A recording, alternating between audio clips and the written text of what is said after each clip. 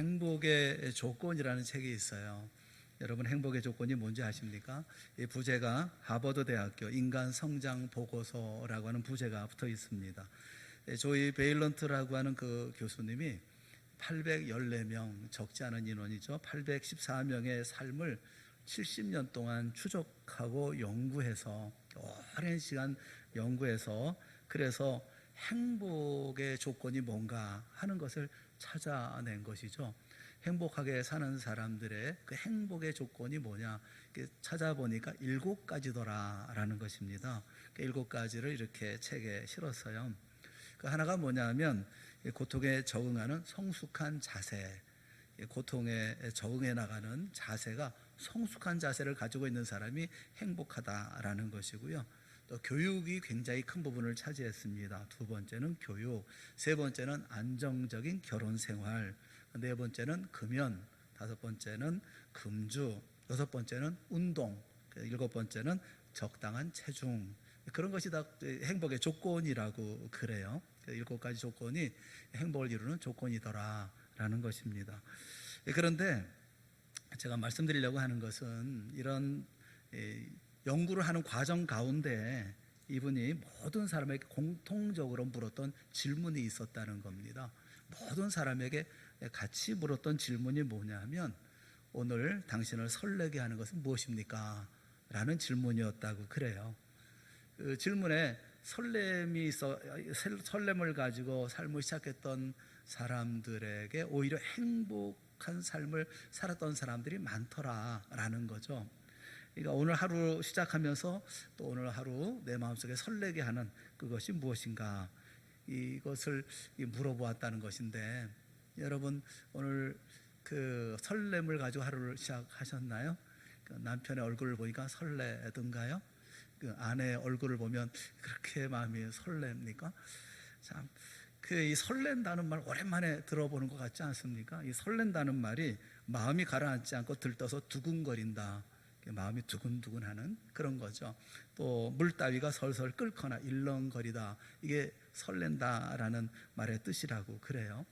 생각해 보면 솔직히 설레는 마음으로 하루를 시작하는 분은 우리 가운데는 그리 많지 않을 것 같습니다. 오히려 걱정과 근심 혹은 또는 피곤하게 하루를 시작하는 분들이 대부분이 아닐까, 그런 생각이 들어요. 그러면 행복하지 않은 것입니까? 사실 우리와 같은 모습으로 하루의 삶을 시작하는 사람들이 있었죠. 오늘 본문의 말씀을 대하는 이스라엘 백성들이 마치 그와 같지 않았을까, 그렇게 생각을 합니다. 하나님이 예언자를 통해서 말씀하셨어요. 이스라엘 백성들에게 말씀합니다. 너희는 위로하라, 내 백성을 위로하라. 그러니까 이사야서 40장 이렇게 1절은 그렇게 시작이 됩니다. 너희는 내 백성에게 위로하라, 내 백성을 위로하라 라는 말로 시작을 합니다. 하나님의 백성을 위로하라 라는 거죠. 한때 이들은 교만하고 또 강팍한 마음 때문에 하나님께 얻어맞은 그런 사람들이죠. 극기와 심판으로 인해서 멸망을 당하고 포로로 끌려가서 이제는 지칠 만큼 지쳐버린, 울고 울어서 이제 눈물이 말라버린 그런 사람들 아니었겠습니까? 하나님의 진노 가운데 이제 간신히 살아남기는 했지만 여전히 불안한 삶을 살고 있었던 그런 사람들이죠. 위로보다는 심판과 진노만을 경험해 왔던 때이기 때문에 진노가 아니라 위로를 전하는 하나님의 때라는 것이 이 백성들에게는 마음에 와 닿지를 않는 거죠.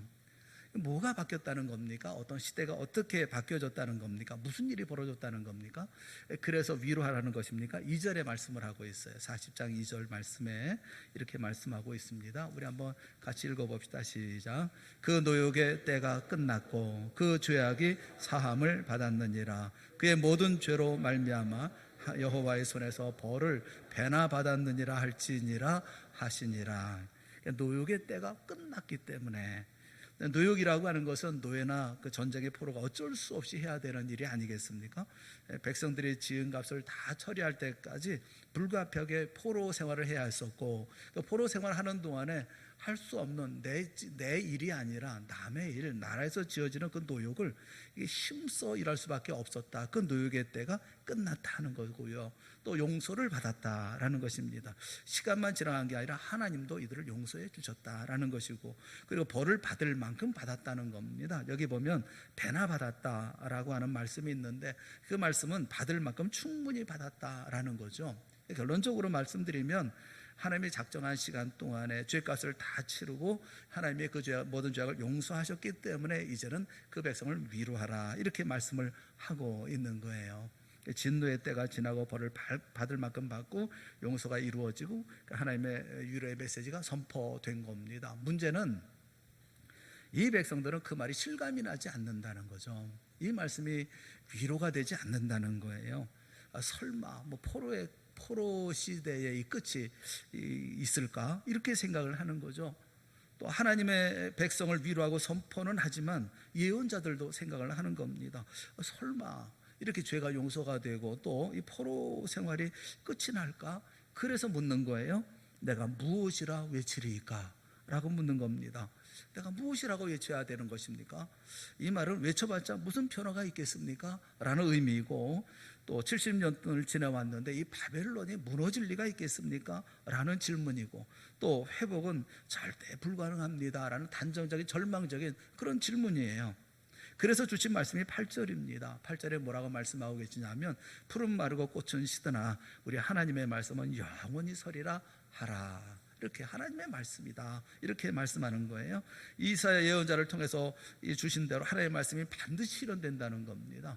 1장부터 2장 전에 39장 말씀까지 하나님께서 이사야에게 말씀을 전하라고 했죠. 어떤 말씀을 전하라고 했습니까? 이 백성들은 심판받을 거다, 그러나 때가 되면 반드시 회복된다 라고 하는 그런 말씀을 예언하게 하신 거예요. 그래서 이제는 다시 회복돼야 할 때가 되었다라고 말씀하고 있는 거죠. 하지만 이스라엘 백성들은 포로로 잡혀가 있었던 이들은 이사야가 죽은 지 얼만데 벌써 몇백 년 지난 200여 년 지났는데 이 말이 과연 실현이 될까 의심하는 것입니다. 바벨론은 너무나 강성해 보이고 이스라엘 백성은 다 끝났다고 생각합니다. 여기 무슨 회복이 있겠습니까? 라고 질문하고 있는 거예요. 그런데 하나님은 반드시 회복시켜 주신다, 이렇게 말씀하고 있는 것이죠. 그러면서 하나님이 어떤 분인가를 말씀하고 있는 것이 28절에 있는 말씀이에요. 우리 28절에 있는 말씀 우리 한번 다 같이 읽어보겠습니다. 시작. 너는 알지 못하였느냐? 듣지 못하였느냐? 영원하신 하나님 여호와 땅끝까지 창조하신 이는 피곤하지 않으시며 곤비하지 않으시며 명철이 한이 없으시며. 하나님이 어떤 분이냐?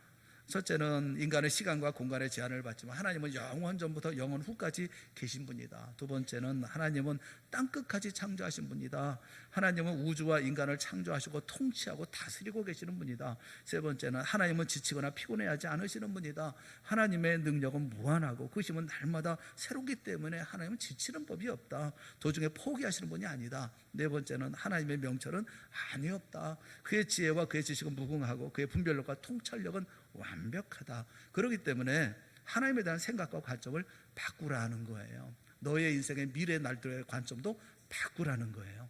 이제 모든 것은 이제 다 끝났고 하나님이 다 용서해 주셨으니 이제는 너의 삶을 살아야 된다. 그러니까 위로받고 위로하고 또 위로받고 또 위로 속에서 이제 새 삶을 살아가라 라고 말씀하시면서 주신 말씀이 오늘 본문에 있는 말씀에 오직 여호와를 앙망하라 라고 말씀하고 있는 거예요.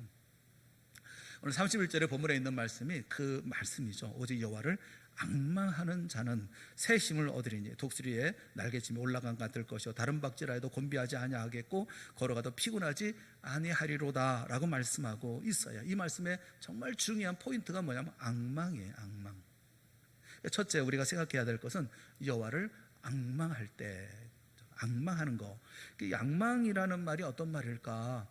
우리 사전을 좀 찾아봤어요. 우리 말의 앙망이라는 말을 자기 요구나 희망이 실현되기를 우러러 바라본다. 앙망이 우러러 바라본다는 말이래요. 그러니까 존경하는 마음으로 우러러 본다. 이 하나님을 향해서 우러러본다라는 말은 좀 약하다는 그런 생각이 좀 들어요. 그래서 우리가 설명하기는 조금 그렇다는 생각이 듭니다. 영어 성경에 보니까 wait upon 그렇게 얘기를 하고 있어요. 이 wait upon은 섬긴다, 시중둔다 그런 얘기인데, 오직 하나님만 섬긴다, 또 하나님께 시중둔다 그런 뜻인데, 원문을 찾아봤어요. 원문에 뭐라고 얘기할까? 베코의 예호바, 이게 여호와를, 오직 여호와를 앙마하라. 베 그리고 엔드 이런 말인데, 오직 콰바, 그러니까 오직 여호와를 여호와를 앙마한다. 이 콰바라는 말이거든요. 앙망이라는 단어가 콰바라는 단어예요. 이 콰바라는 말이 뭐냐면 꼰다라는 말이다. 묶는다, 그리고 고대한다, 이런 뜻을 가지고 있어요. 그러니까 비틀어서 하나로 묶는다, 그렇게 얘기를 하고 있는 거죠. 비틀어서 하나로 묶는다, 이게 앙망이라는 거예요. 설명하기 위해서 제가 사진 하나를 보여드리려고 그러는데, 이게 뭔지 아십니까? 이걸 쌀이비라고 그럽니다. 쌀이비.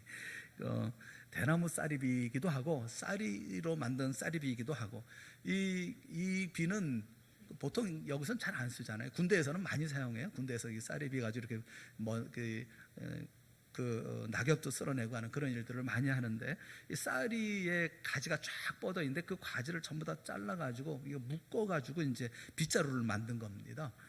그 쌀이의 그 뻣뻣하고 단단한 그런 가지들이 쫙 여기저기 뻗어 있고, 산지 사방으로 다 뻗어 있는데, 그걸 다 잘라 가지고 묶어 가지고 빗자루로 사용하는 거죠.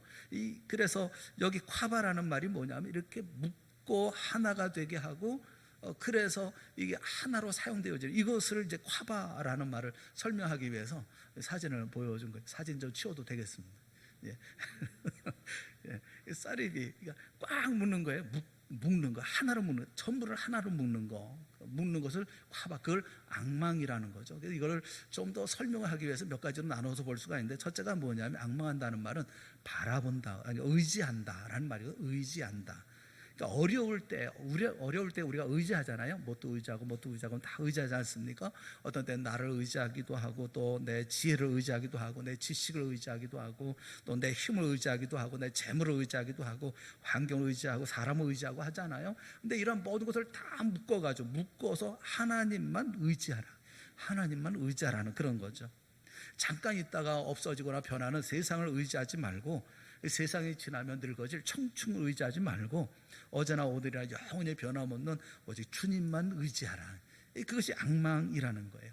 히브리서 기자는 히브리서 12장 2절에 보면, 믿음의 주여 또 온전하게 하시는 이인 예수를 바라보자. 온전하게 하시는 이. 천성을 향해 가는 우리는 믿음의 주인이 되시고, 그리고 완성자가 되시는, 그리고 온전하게 하시는 그런 주님을, 그리스도를 바라보자. 이게 바로 주님을 앙망하는, 주님만 의지하는, 그것을 앙망한다라고 얘기할 수 있어요. 또 한 가지 의미는, 앙망한다는 말은 생각한다는 거죠. 생각을 모으는 거죠. 골로새서 3장 1절과 2절 말씀 우리 한번 다 같이 함께 보았으면 좋겠습니다. 시작. 그러므로 너희가 그리스도와 함께 다시 살리심을 받았으면 위의 것을 찾으라. 거기는 그리스도께서 하나님 우편에 앉아 계시느니라. 위의 것을 생각하고 땅의 것을 생각하지 말라. 그리스도와 함께 다시 살리심을 받았으면 뭘 해야 돼요? 위의 것을 찾으라. 하나님 우편에 계시는 주님을 바라보고 그 위의 것을 생각하고 땅의 것을 생각하지 말아라. 항상 주님만 바라보고 한 걸음 한 걸음 이 모든 세상의 삶을 살아갈 때 주님만 생각하고, 모든 것 가운데 주님을 생각하는 그 생각으로 모든 것을 모아서 태산줄령과 같이 사막과 같은 그런 인생의 길을 걸어가면서도, 그러면서도 주님만 이렇게 생각하면서 살아가는, 그게 앙망이라는 거죠. 그러니까 또 한 가지, 앙망이라는 말 세 번째는 고종한다라는 뜻이 있어요. 고종한다. 그러니까 슬쩍 지나간다, 뭐 어쩌다가 이렇게 만나는 것이 아니라 집요하게 인내하면서 주님께 고종하는 거죠. 아무리 바람이 불어도 그래도 날아가지 않고, 아무리 비바람이 친다 하더라도 흔들림이 없이 주님께 고정되어져 있는, 이게 앙망하는 모습이라는 거예요. 죽은 자를 살리시고 병든 자를 일으키고 어둠 세력을 몰아내시는 주님께 붙어있는, 이게 앙망이라는 거예요. 제가 앙망이라는 화바라는, 하나를 묶는다는 뜻을 설명하기 위해서 몇 가지를 말씀을 드린 이유는, 이 앙망이라는 것은 의지할 수 있는 모든 것, 뭐 지혜라든가 지식이라든가 힘이라든가 재물이라든가 재물이라든가 이런 모든 것을 다 모으고 다 모아서 그걸 꼬아서 주님만 의지하도록 하는 이 모든 것을 통해서 우리가 생각할 수 있는 모든 것들을 전부 다 꼬고 모아서 주님께 연결시키는 것, 내 삶의 내 인생의 모든 것들을 오직 주님께 고정시키는 것, 이걸 앙망이라고 하는 거예요. 사랑하는 여러분, 우리 모두가 주님만 바라보는 앙망하는 믿음의 사람들이 되어질 수 있기를 주님의 이름으로 축원합니다. 이 앙망이라는 말을 여러분이 염두에 두고 꼭 기억해야 되는 이유가 뭐냐면 하나부터 열까지 다 주님 없는 삶, 주님 없는 계획, 주님 없는 모든 과정은 없어서는 안 된다는 거예요. 다 주님과 연결되어져야 된다는 거예요. 그럴 때 우리가 주님께서 주시는 힘을 얻고 인생의 삶을 온전하게 살아갈 수가 있다는 거예요. 이스라엘 백성들이 포로로 끌려가 있지만 너희들은 새로운 삶을 살게 될 거다, 새로운 삶을 살아야 한다. 그런데 어떻게 살아야 되냐면 주님을 앙망하면서 새 삶을 살아야 된다 말씀하고 있는 거거든요. 좋은 예가 있어요. 마태복음 14장에 보면 베드로가 예수님의 말씀에 순종해서 갈릴리 바다 위를 걸어서 예수님께 갑니다. 근데 가다가 거세게 불어오는 바람을 봐요. 높은 물결을 봅니다. 그러자 겁이 나요. 무서워집니다. 그 순간 물속으로 빠져 들어가는지라 그렇게 말씀하고 있어요. 물속으로 빠져 들어가고 있어요. 이게 우리들의 모습이 아닌가요? 만일 베드로가 거세게 밀어닥치는 바람과 그리고 물결을 보지 않고 나를 향해서 바다 위에 서 계시는 주님만 바라보고 있었다면, 그 주님만 의지하고 있었다면, 그 주님만 생각하고 있었다면, 주님께만 고정해서 걸어갔다면 물속에 빠졌을까요?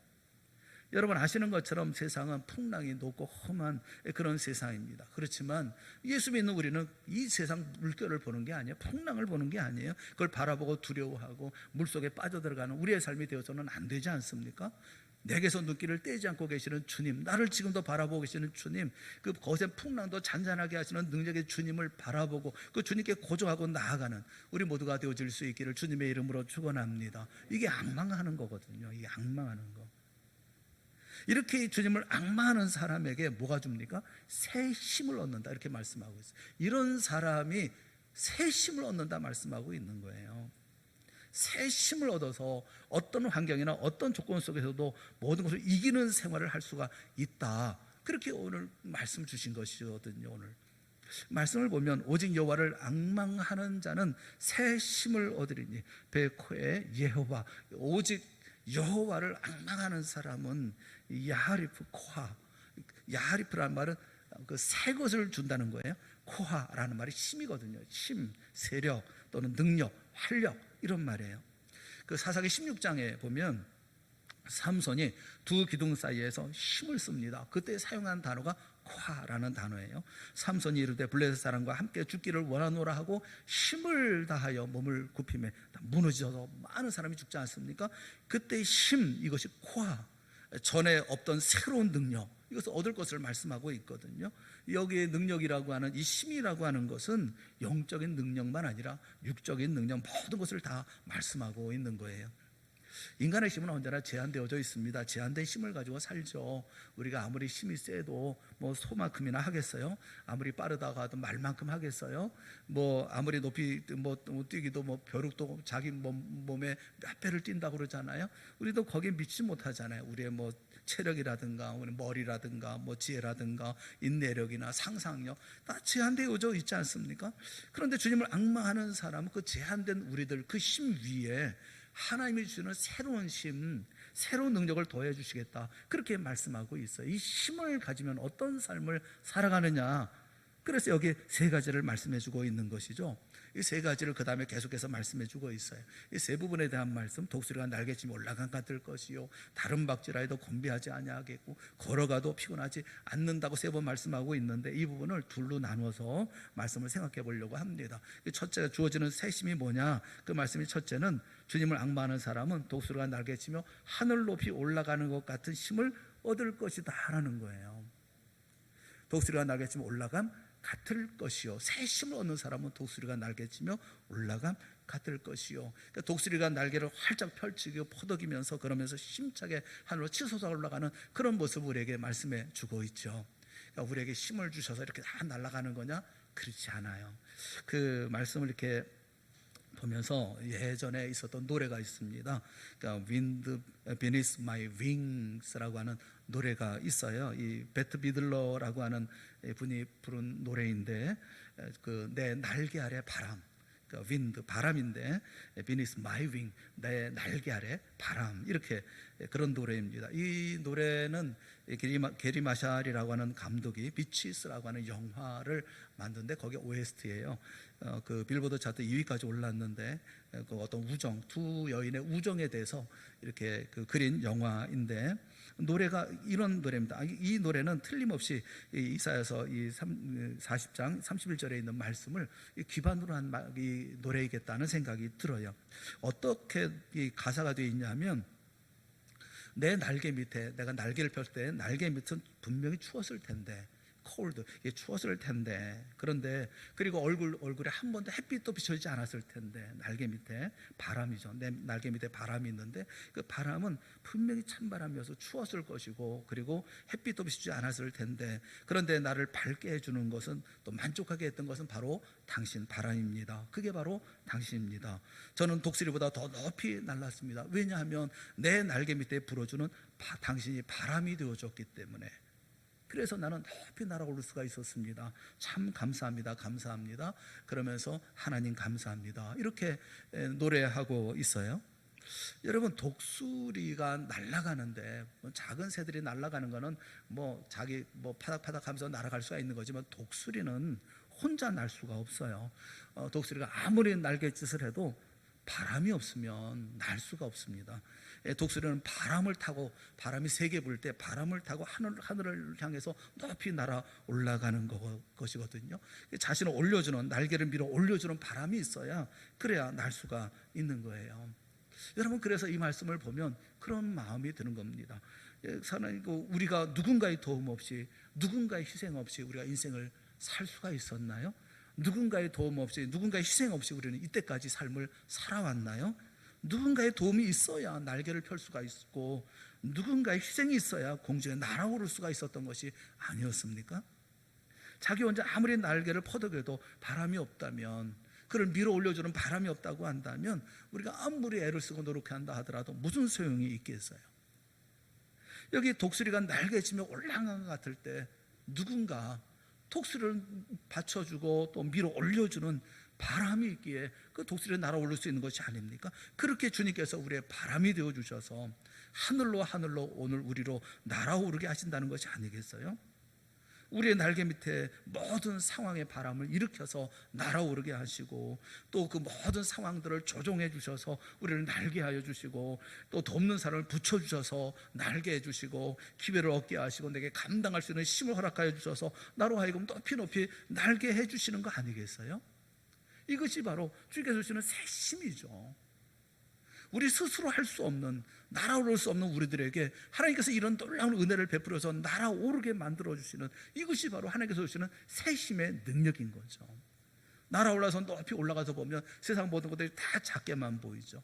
높은 곳에서 한번 여러분 내려다 보세요. 그러면 거리를 지나다 보면 높은 건물도 굉장히 높이 보이고 다 올려다 보이고 하지만, 그 위에서 내려다 보면, 좀 비행기를 타고 내려다 보면 지상에 있는 다 아무리 큰 높은 그런 빌딩이라 하더라도 다 조각조각 조그만 성냥갑반하게 다 보이지 않습니까? 높은 산이 굉장하게 높은 산이라 할지라도 비행기 위에서 보면 그냥 작은 언덕에 불과하지 않습니까? 예전에 비행기 타고 가면서 이렇게 보니까 우리나라에서 제일 높은 산이 한라산이라고 그러는데, 한라산 보니까 조그만 작은 섬, 이런 작은 섬으로밖에 보이지 않더라고요. 여러분, 하나님은 앙망하는 자에게 하나님께서 은혜를 베풀어 주셔서 우리의 심령이 독수리같이 날개치며 올라가게 하면, 세상의 향락이나 세상의 영광이나 세상의 권세, 이런 모든 것들이 다 저 밑으로 보이는, 아무것도 아닌 것처럼 보이지 않겠어요? 사도 바울은 그래서 빌립보서 3장 7절 8절에 이렇게 고백을 합니다.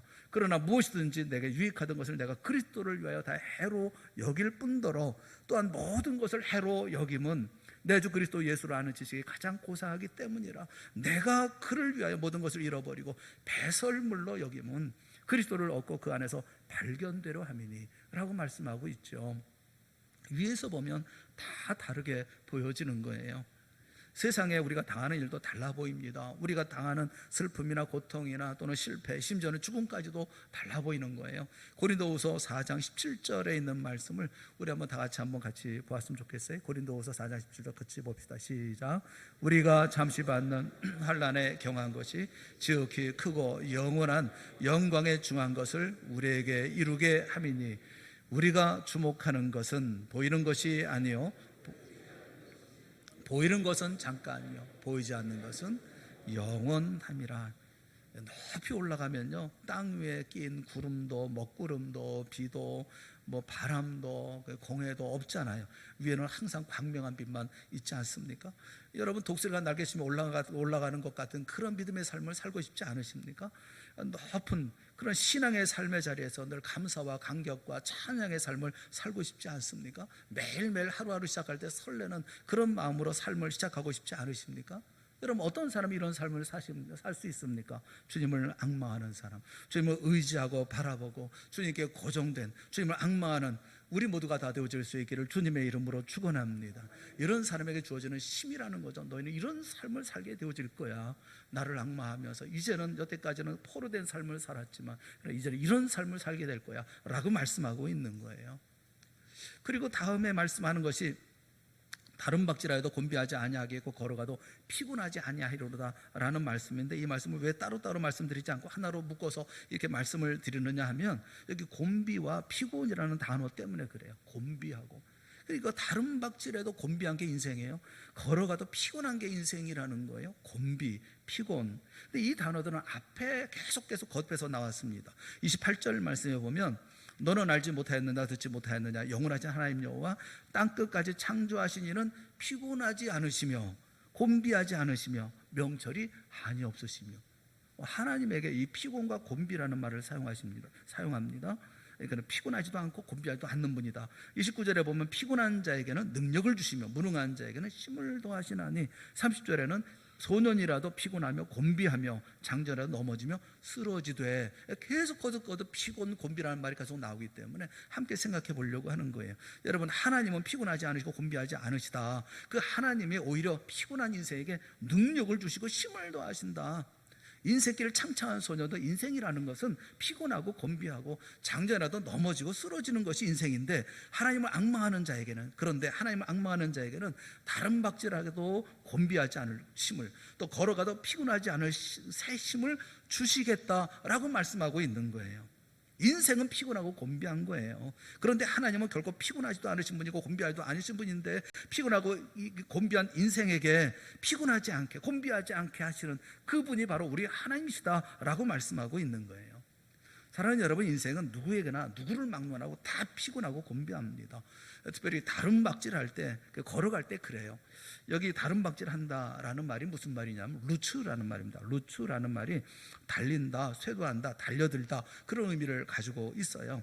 그런데 어떻게 어떤 마음으로 달려드느냐 하면 적대적인 태도로 달려든다고 얘기를 하고 있습니다.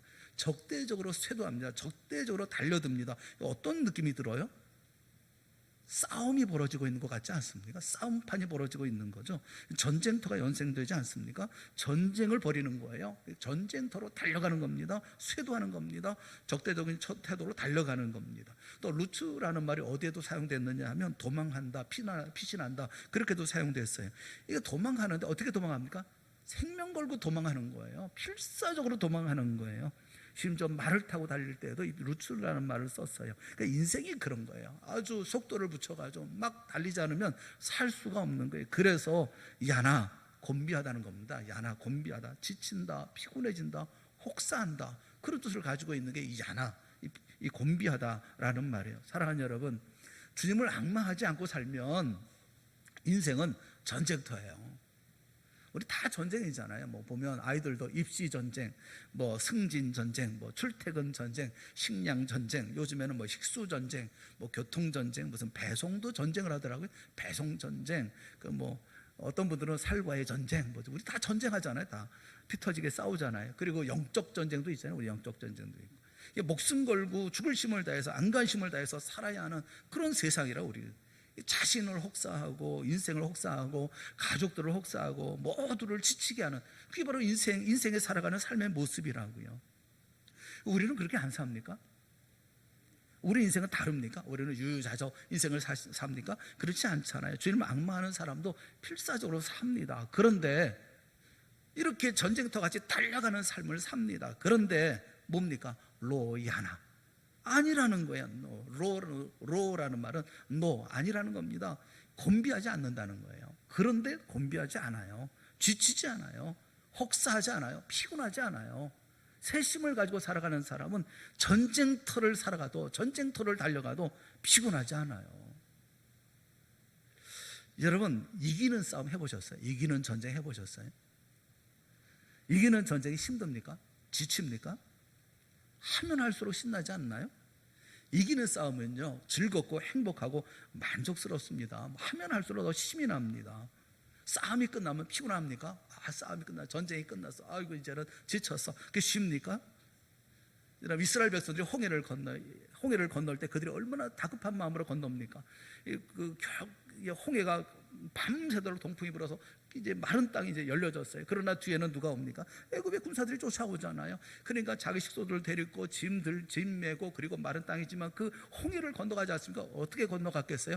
유유자적 가겠습니까? 힘을 다해서 달려갔겠죠. 뛰어가겠죠. 야, 뛰어야 돼. 그래, 좀 쫓아오니까 빨리 가야 돼. 뭐 그러면서 가지 않았겠어요? 홍해가 짧은 거리도 아니지 않았겠습니까? 뭐 얼마나 지치고 힘들게 땀 흘리고 뭐 숨이 턱이 차게 그렇게 다 갔겠어요. 그런데 건너가고 난 다음에 아유, 지쳤어, 힘들어, 이제 쉬어. 그럴까요? 그러지 않았어요. 그들은 그렇게 하지 않았습니다. 이스라엘 백성들은 홍해를 건너고 난 다음에 소고치며 춤을 췄어요. 하나님을 찬양했어요.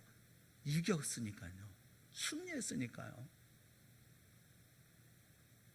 여러분, 여리고 요단강을 건너고 여리고성을 무너뜨리고 난 다음에 힘들어, 지쳐, 이거 더 못하겠어. 그랬겠어요? 여러분, 승리하는 싸움은요, 힘이 나는 거예요. 용기가 나는 거예요. 즐거운 거예요. 행복한 거예요. 이런 인생의 싸움 해보고 싶지 않으십니까? 비록 전쟁터에 나가고 진짜 달려가지만 그러나 지치지 않고 피곤하지 않은 이기는 전쟁 하고 싶지 않습니까? 어떤 사람이 이런 싸움을 합니까? 이런 전쟁을 합니까? 주님을 앙망하는 사람.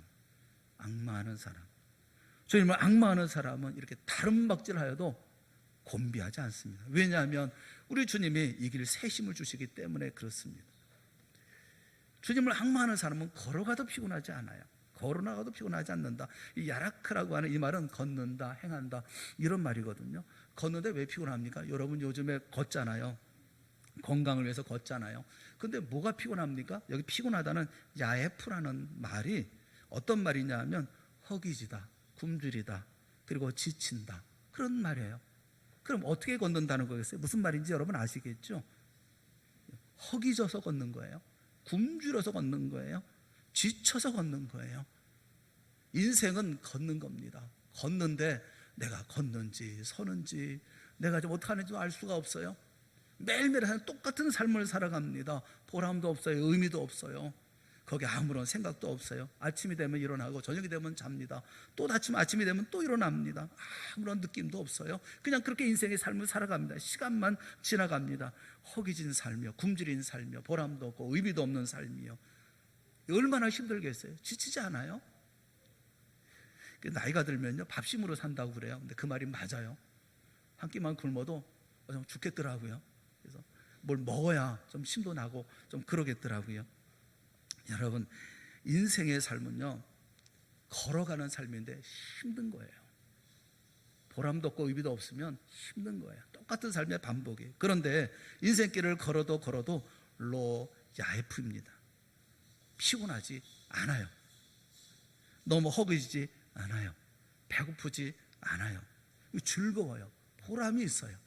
똑같이 걸어요. 그런데도 힘들질 않아요. 새 힘을 주시기 때문에. 어떤 사람이요? 주님을 앙망하는 자예요. 이 앙망이라는 콰바라는 단어를 쓴 말씀이 있어요. 이사야서 49장 23절 말씀에 이 콰바라는 단어를 썼는데, 나를 바라는 자는 수치를 당하지 아니하리라, 그렇게 말씀을 합니다. 나를 바라는 자, 이 바라는 자라는 말이 콰바라는 말이에요.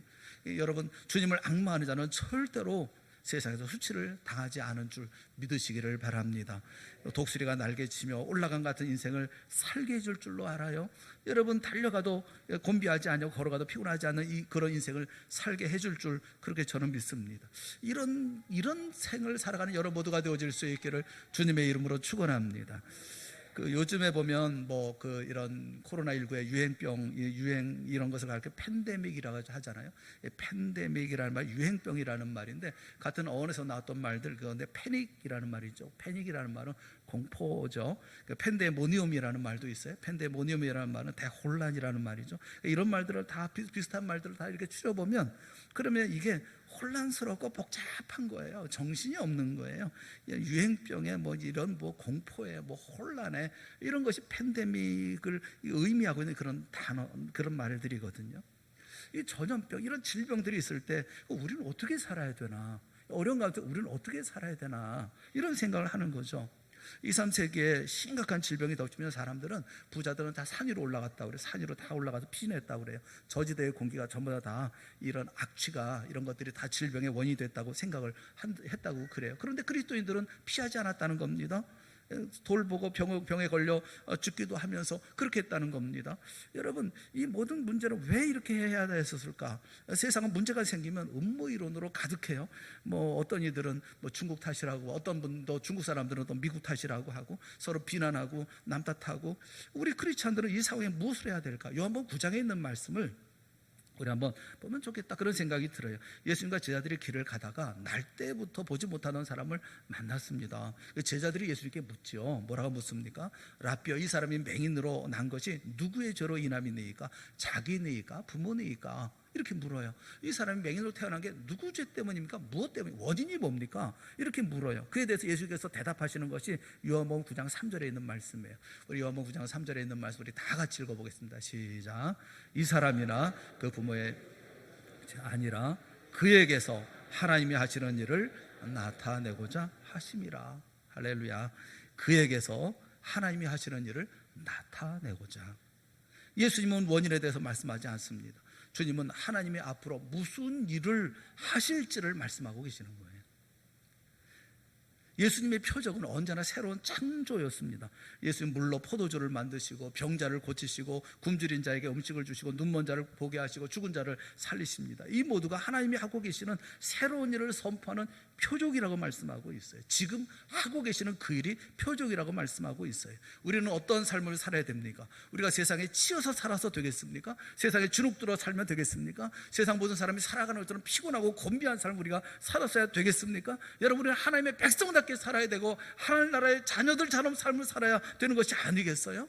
우리는 어떤 삶을 살아야 마땅한 것이겠습니까?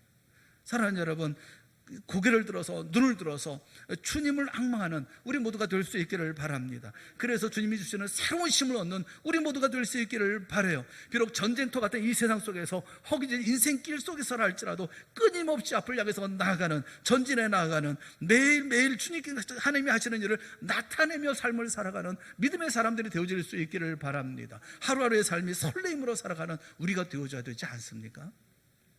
독수리가 날개치며 올라간 같이 비상하는 그런 믿음의 사람들이 되어질 수 있기를 바랍니다. 다른 박질하여도 곤비하지 아니하고 걸어가도 피곤하지 않은 믿음의 사람들이 되어질 수 있기를 바랍니다. 이 이후로 나타난 모든 일들 가운데 하나님이 하시는 일을 나타내는 믿음의 사람들이 되어질 수 있기를 바라는 거예요.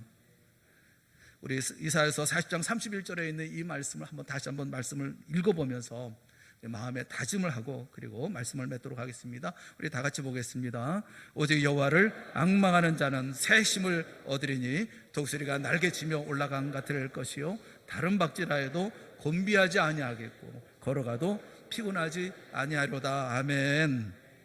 이 믿음의 역사를 이루어나가는 우리 동산의 성도들 모두가 다 되어질 수 있기를 주님의 이름으로 축원합니다. 기도하겠습니다. 사랑의 하나님 아버지, 은혜를 감사합니다. 우리에게 은혜를 베풀어 주셔서 믿음을 갖게 하시고 구원받은 백성 되게 하시고 하늘 백성이 되게 하셨으니 그 은혜를 감사합니다. 이제 주님을 앙망하는 자에게 새 힘을 주신다고 말씀하신 것처럼 우리에게도 이 힘을 허락하여 주시옵소서. 독수리가 날개치며 올라간 같은 믿음의 삶을 살게 하여 주시옵시고 달려가도 곤비하지 아니하고 또 걸어가도 피곤하지 않은 삶을 살아가는 우리 모든 성도들이 되게 하여 주시옵소서. 하나님이 하시고자 하시는 일을 나타내고자 하시는 일을 우리가 이루어 나가는 믿음의 용사들 되게 하여 주시옵시고 이 땅에 선한 빛이 되게 하여 주시옵소서. 소음이 되어질 수 있도록 역사하여 주시옵소서. 예수님의 이름으로 간절히 기도드리옵나이다. 아멘. 우리 다 같이 자리에서 일어나셔서 354장 찬송